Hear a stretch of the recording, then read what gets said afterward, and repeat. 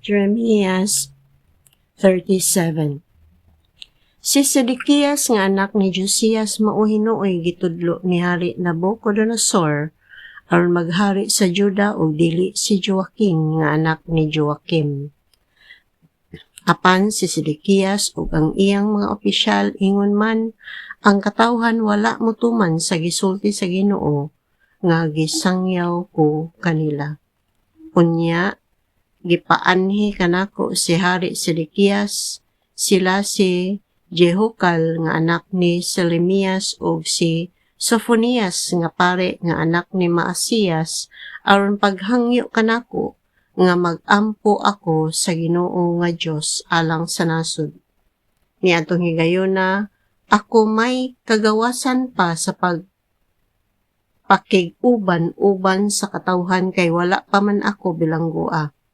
Gilibutan sa kasundaluhan sa Babylonia ang Jerusalem, apan pagkadungog nila nga nagpaingon sa Jerusalem ang kasundaluhan sa Ehipto, mihunong sila sa pag-atake sa Jerusalem ug misibog. Unya ang Ginoo ang Dios sa Israel miingon kanako nga sultihan ko si Sedekias. Ako ang Ginoo, ang Diyos sa Israel nagsulti. Ingna ang hari sa Juda nga maoy nagsugo kanimo sa pagpakisayod kanako nga ang kasundaluhan sa Ehipto nga nagpaingon unta nganhi aron pagtabang kaninyo mubalik sa Ehipto. Unya mubalik nganhi ang mga taga Babylonia ug atakihon nila ang syudad. Mailog nila kini ug sunugo nila. Ako, ang Ginoo, nagpasidaan kaninyo sa dili paghuna-huna nga dili mo balik ang taga Babylonia kay mo balik gayod sila.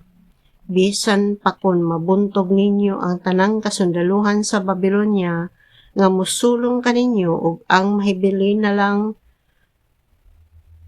kanila mao ang mga samaran diha sa ilang mga tolda, sila mubangon og sunugon gayud nila kining syudada.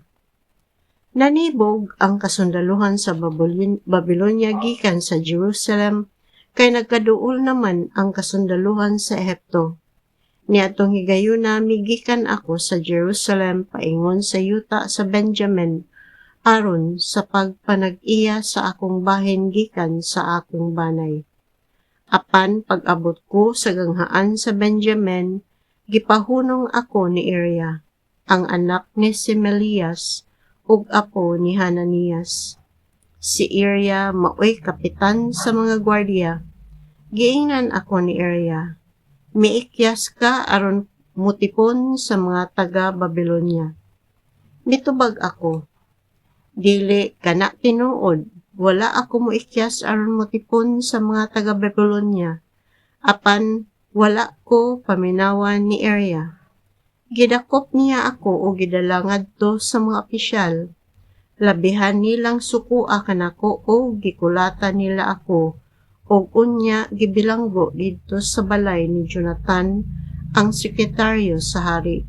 Kay ang balay ni Jonathan gihimo man nga bilangguan. Didto ako bilanggua sa usa ka lawak ilalom sa yuta sulod sa daghang mga adlaw. Unya gidala ako ngadto sa atubangan ni Hari Sedekias ug didto sa palasyo sekreto niya ako pagpangutana. May mensahe ka ba gikan sa Ginoo? Mitubag ako. Aduna, itugyan ka ngadto sa hari sa Babylonia. Unya nangutana ako. Unsa mang salaa ang akong nabuhat bato kanimo o sa imong mga opisyal o niining katawhan nga imo man akong gipabilanggo? Hain naman ang imong mga propeta nga nag-ingon kanimo nga ang hari sa Babylonia dili mosulong kanimo o niining nasura? Busa karon kamahalan, patalinghugi ako og tumana ang ihangyo ko kanimo. Ayaw ako ipadalag balik ngadto sa balay ni Jonathan nga imong sekretaryo aron dili ako mamatay didto.